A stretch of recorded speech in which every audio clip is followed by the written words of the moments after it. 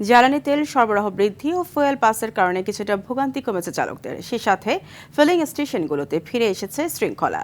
চালকরা বলছেন সব কয়টি পাম্পে এখনও সঠিকভাবে তেল পাচ্ছে না, তাই সরবরাহ বাড়িয়ে ভোগান্তি কমিয়ে আনার দাবি জানান তারা। আরও জানাচ্ছেন বিপুল দেব রায়। জ্বালানি তেল বিগত কয়েকটা দিন যেটা নিয়ে ছিল ব্যাপক হইচই। ঘণ্টার পর ঘণ্টা তেলের জন্য এক কঠিন ধৈর্য পরীক্ষা দিতে হয়েছে গ্রাহকদের।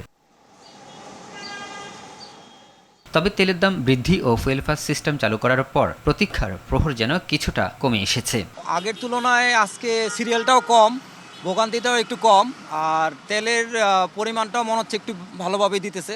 ৫-৬ ঘন্টা লাইনে দাঁড়ায় থাকতাম তেল নেওয়ার জন্য, এখন আশা করি ১.৫ থেকে ২ ঘন্টার ভিতরে তেল পেয়ে যাচ্ছি। রাজধানীর অধিকাংশ ফিলিং স্টেশনে এখনও সরবরাহ স্বাভাবিক হয়নি, তাই সময় বেঁধে তেল দিতে হচ্ছে। অন্য পাম্পে সিরিয়াল দিচ্ছি, বলতেছে ১২টার থেকে দিবে, তাই এতক্ষণ দাঁড়ায় থাকা তো সম্ভব না, কারণ আমরা তো জীবন জীবিকার জন্য গাড়ি চালাই এখন বর্তমান। সরকার তো বলে যে তেলের প্রচুর পরিমাণ তেল আছে, ঠিক আছে, তাহলে ওই হিসাবে তো আমরা তেল পাচ্ছি না, পুরো ভোগান্তিতে আছি। যতগুলা পাম্প আছে ঢাকায় সবগুলা যদি খোলা থাকতো, ওপেন থাকতো, তাহলে এই সিরিয়ালটা এত দূর যাইতো না। প্রতিটা পাম্প মনে করেন যে 90% পাম্প অফ। এখন দিবে না, সকালে দিবে না, বিকালে দিবে, রাত্রে দিবে, এক এক সময় এক এক টাইমে তেল দিবে এরা।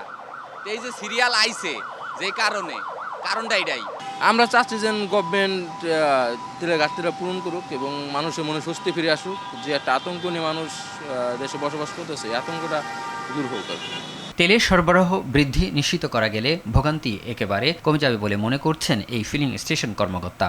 এখন আমাদের যে তেলটা সরবরাহ করি আমরা, সেটা তো যতক্ষণ থাকে ততক্ষণই দিতে হবে, বা ততক্ষণ দেই, এরপর না থাকলে আর কোত্থেকে দেবে। যেমন গতকালকে আমরা ধরেন 7:30 পৌনে 8টার দিকে পাম্প চালু করছি, আজকে সকাল 11টা পর্যন্ত অল্টারনেট চলতেই আছে, কোনো থামে নাই। এখন শেষ হয়ে গেছে, এই মুহূর্তে তো একটু বিঘ্ন ঘটতেই আছে, আবার আসলে আবার চালু হয়ে যাবে। তাহলে এই হিসাবে যোগানটা যদি আর একটু বেশি হতো, তাহলে এই যে গ্যাপটা, যে ফাঁকাটা আছে, এটা থাকতো না। এদিকে ফুয়েল পাস খোলার জটিলতা কমাতে রাজধানীর প্রতিটি ফিলিং স্টেশনে সরকারের পক্ষ থেকে রাখা হয়েছে একজন কর্মকর্তা। বিপুল দেব রায়, RTV, ঢাকা।